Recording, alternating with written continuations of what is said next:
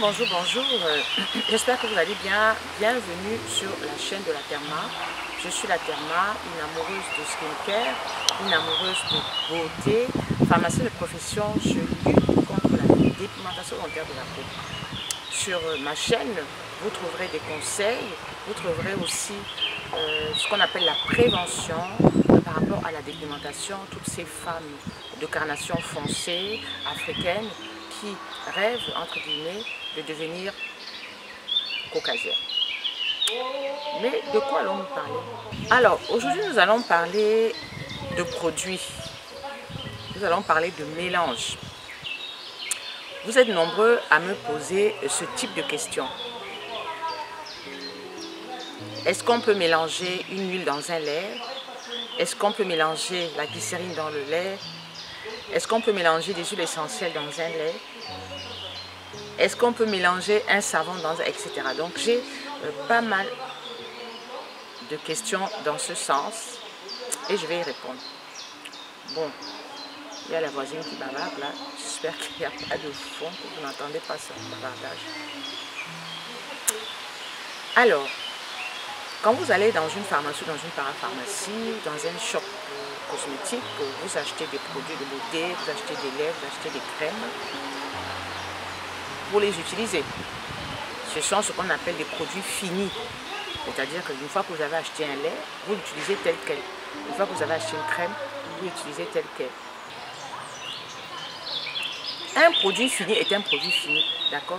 Vous achetez votre lait, vous le mettez sur le corps, vous achetez votre crème, vous le mettez sur le visage. Est-ce que vous pouvez rajouter à l'intérieur d'autres produits, d'autres ingrédients? Il y en a qui disent je rajoute du curcuma, je rajoute du carbonate de soude.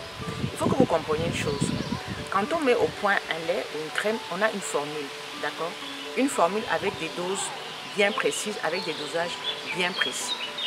Vous avez des conservateurs, vous avez des émulsifiants, vous avez des humectants, vous avez des hydratants, bref, vous avez tous ces ingrédients qui sont répartis dans ces produits finis à dose bien calculée. On va dire par exemple, la ici, vous avez souvent 1%, 2%, la glycérine, vous avez peut-être moins de 10%, etc. Donc c'est vraiment des dosages précis pour effectivement faciliter l'activité, l'action de ces produits, mais aussi la conservation. C'est-à-dire que si vous mettez par exemple un conservateur en quantité infime, peut-être que le produit ne sera pas suffisamment conservé. Si vous mettez par exemple un émulsifiant en dose trop importante, peut-être que la crème ne sera pas stable. Au bout d'un moment, vous constaterez qu'il y avait en haut l'eau et peut-être en bas de l'huile, c'est-à-dire que la crème deviendra instable. Donc, les pourcentages sont vraiment bien répartis.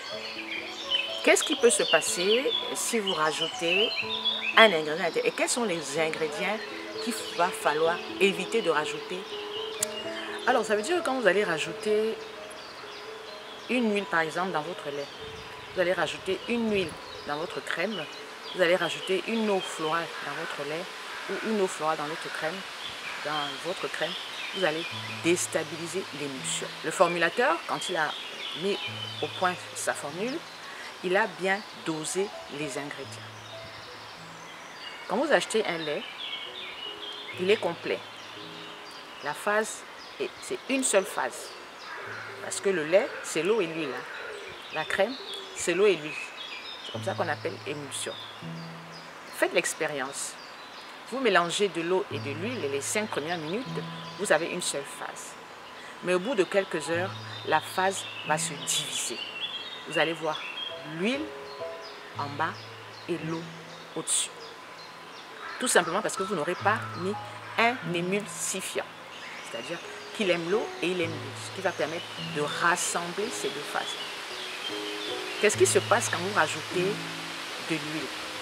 Admettons, vous mettez de la Therma, j'ai la peau sèche, le lait que j'ai acheté ne me nourrit pas assez, je voudrais rajouter de l'huile.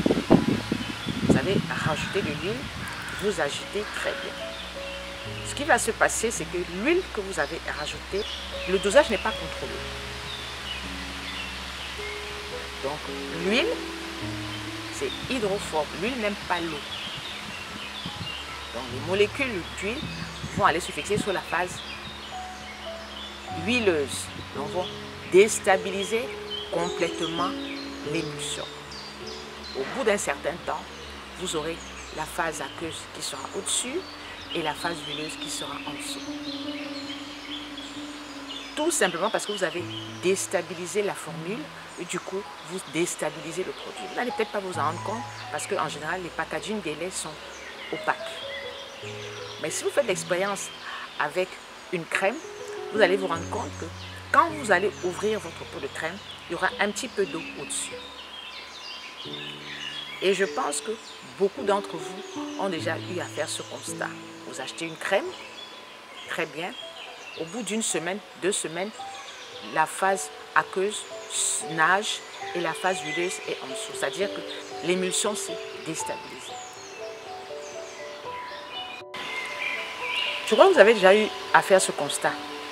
Surtout dans des pays très chauds. Vous achetez une crème en Afrique, vous avez acheté une crème, vous êtes ici en France, vous achetez votre crème et vous rentrez en Afrique, là vous allez pour les vacances. Au bout d'une semaine, vous constatez qu'au-dessus de votre crème, il y a un petit peu d'eau. Vous dites, mince, la crème est périmée. Non. C'est tout simplement que l'émulsifiant qui a été rajouté dans cette crème n'était pas suffisamment dosé pour supporter les zones chaudes. Et ça peut arriver.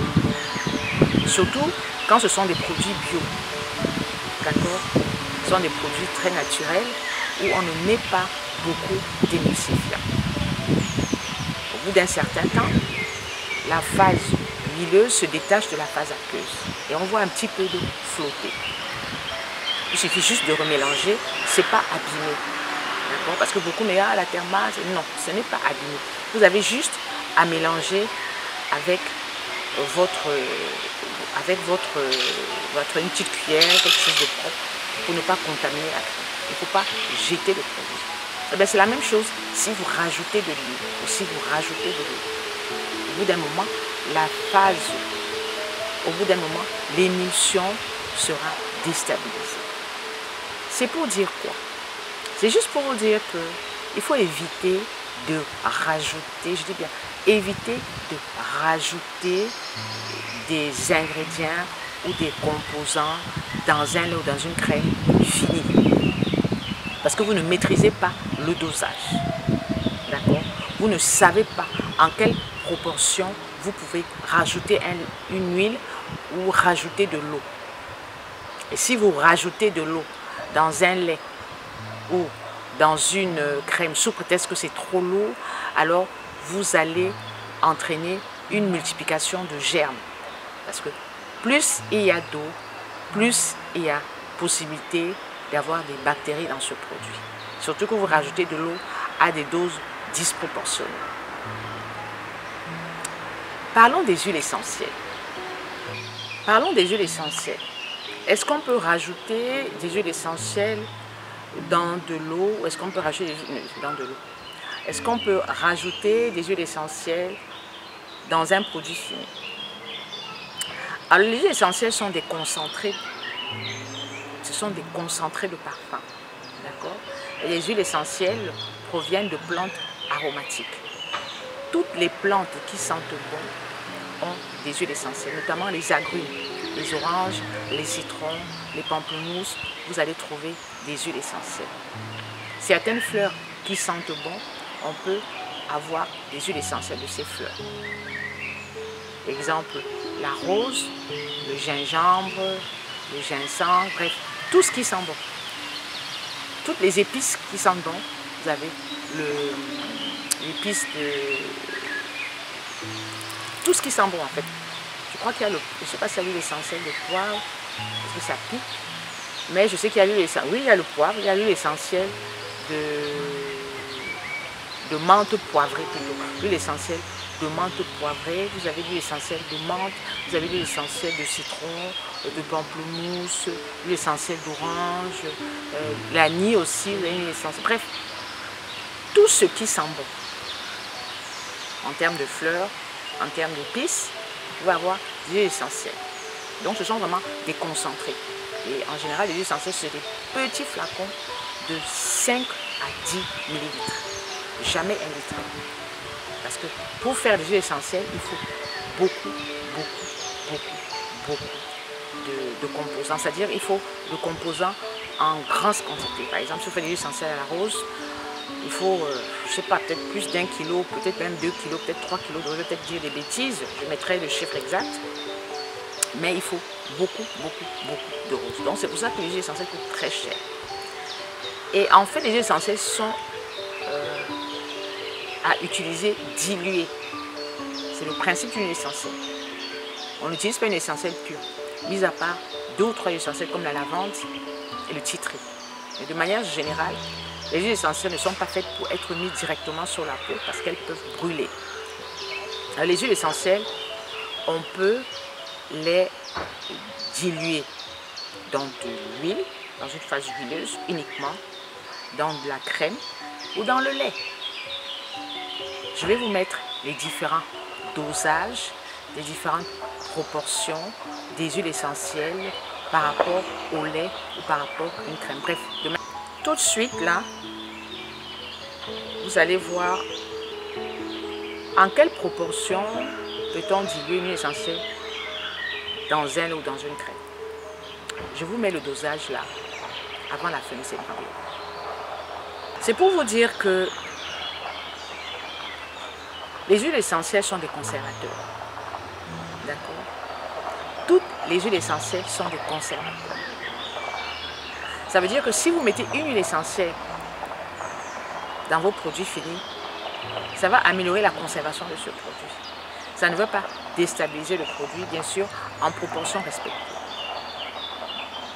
Alors moi, j'ai fait une crème, j'ai mis une huile essentielle, tout simplement parce que c'est vrai que c'est un parfum, mais ça agit aussi comme un conservateur. Donc si vous faites des crèmes à la maison, pensez à mettre des huiles essentielles, bien sûr. Par exemple, pour 50 ml, vous allez mettre 7 gouttes d'huile essentielle. Vous avez une crème à la maison, 50 ml, vous mettez juste 7 gouttes d'huile essentielle. Sachant que dans cette crème, peut-être qu'il y a même déjà des huiles essentielles. Donc s'il y a déjà des huiles essentielles, ce n'est pas la peine d'en rajouter. D'accord? Sinon, si vous avez une crème, vous faites des crèmes chez vous, mettez quelques gouttes d'huile essentielle. Si vous faites une crème, comme je dis, de 50 ml, vous mettez à peu près 6 à 7 gouttes. Je vais vous mettre les proportions exactes avant la fin de cette vidéo. La glycérine. Alors, la glycérine est un agent hydratant. D'accord? On retrouve la glycérine dans tous les laits, dans toutes les crèmes. Et en général, c'est en première position parce que c'est de l'eau. Hein. La glycérine, ce n'est pas de l'huile. On a l'impression que c'est de l'huile parce que c'est visqueux. Non, la glycérine, c'est de l'eau. En cours de sciences de SNZ, la glycérine, elle est inodore, elle est incolore, elle est sucrée, elle chauffe. C'est de l'eau. C'est un agent hydratant. La glycérine, quand vous la mettez sur votre peau, elle empêche l'eau d'entrer. Elle empêche l'eau de sortir. Donc, quand vous mettez la glycérine sur votre peau, ça veut dire que vous avez déjà une peau hydratée. Ça veut dire que la peau est très hydratée. Sûrement, certains disent, ah, la Derma, j'ai acheté ce lait, il ne m'hydrate pas suffisamment. Regardez voir s'il y a de la glycérine à l'intérieur. Parce que s'il y a de la glycérine, effectivement, la glycérine retient l'eau. Donc, peut-être que c'est pour ça que ça ne vous convient pas. Donc, quand il y a l'agent numéro 1, glycérine, peut-être que c'est pour ça que ça ne vous hydrate pas suffisamment. Parce que vous avez déjà la peau très déshydratée, la peau très sèche et la glycérine ne suffit pas à hydrater la peau. Donc si vous prenez un lait, il y a peut-être la glycérine en première position. Après je dis peut-être, hein, moi j'ai pas de problème avec les laits. Qu'il y ait la glycérine en première position et qu'il n'y en ait pas, j'ai pas une peau très sèche. D'accord? Même étant ménopausée, j'ai 60 ans, je n'ai pas la peau sèche parce que j'ai eu la chance d'hydrater ma peau toute ma jeunesse. Moi, je vois les jeunes filles, je vois par exemple ma fille, vous lui dites de mettre un lait sur le corps, elle ne veut pas. C'est rien à faire. Alors que moi, quand j'avais son âge, mon corps était toujours bien hydraté. C'est pour ça que j'ai une peau comme ça. Parce que depuis mon jeune âge, j'ai toujours mis de l'huile sur le corps, un lait corps, depuis mon jeune âge. Je vous invite à aller regarder cette vidéo où j'ai fait la démonstration d'un mélange de glycérine et de lait fini à une proportion non respectée. Et vous verrez que la glycérine prend le dessus. Et du coup, quand vous appliquez cette petite proportion de lait que j'ai mélangé à la glycérine, ça reste en surface. Quand vous voulez rajouter de la glycérine dans du lait, vous devez rajouter à hauteur de 10%. D'accord? Vous avez un lait par exemple de 500 ml, vous rajoutez 10% de 50 ml, ça fait 50 ml de glycérine dans ce lait. Est-ce que je conseille ou pas? Moi, je ne vais pas conseiller. J'ai fait cette vidéo parce que beaucoup de personnes me l'ont demandé, mais honnêtement, je ne conseille pas. Parce que la glycérine, c'est quand même de l'eau. Si vous la rajoutez dans le lait, vous risquez de déstabiliser cette émulsion-là. Parce que c'est de l'eau. Donc, si vous voulez rajouter à tout prix de la glycérine dans un lait, peut-être mettez dans le creux de la main. Toute petite quantité, pas beaucoup. Mais moi, honnêtement, je ne le fais pas. Je ne le fais pas parce que si le lait ne me convient pas, je change. Je change de lait. Et faites attention. Si vous rajoutez un produit abîmé dans un lait, vous ne verrez pas si le lait est abîmé ou pas. Vous ne le verrez pas dans la mesure où les packagings sont opaques. Donc, à un moment, il y aura peut-être de la moisissure, vous n'allez pas tout à vous rendre compte. Vous n'allez pas vous en rendre compte. Vous allez toujours agiter comme ça. Et puis d'ici une semaine, vous allez développer des champignons sur le corps. Ah, d'où ça vient, je ne sais pas trop. Alors que c'est peut-être ce lait-là. Donc faites attention. Voilà. Alors, j'espère que cette vidéo vous a plu. Et j'espère que dorénavant, vous ferez attention à vos mélanges anarchiques. Je vais aussi parler de cette histoire de savon là. On prend 3, 4, 5, 6 savons, on les mélange entre eux. Non, il ne faut pas faire ça. Quand vous achetez un savon, produit fini, c'est un savon. Maintenant, vous avez des bases de savon. Quand vous achetez une base de savon, c'est différent. Là, vous pouvez faire des mélanges. Vous pouvez rajouter du curcuma, vous pouvez rajouter de l'argile. Mais ça, c'est une base de savon. Vous n'allez pas acheter un savon déjà conçu. Vous allez le râper, le faire fondre et mélanger avec d'autres savons. Moi, je ne conseille pas. Si vous ne savez pas faire de savon, c'est-à-dire la saponification à froid ou la saponification à chaud, vous achetez des bases de savon. Vous allez sur Amazon, vous achetez une base de savon et vous faites vos savons. Vous faites fondre et vous rajoutez. Vous avez juste à rajouter des ingrédients, des poudres en fait. C'est tout. Vous allez rajouter du curcuma, vous allez rajouter de l'argile verte, de l'argile blanche, mais à partir d'une base de savon. Et pas à partir d'un savon. Vous avez râpé, vous l'avez mis à chauffer, il fond, et vous rajoutez des choses dedans, alors que c'est pas fait pour ça. D'accord? Merci de m'avoir suivi jusqu'au bout. J'espère que cette vidéo vous a plu. J'espère que cette vidéo t'a plu. N'hésite pas à me laisser des likes. N'hésite pas à me laisser des petits commentaires vers le bas. Pause publicitaire.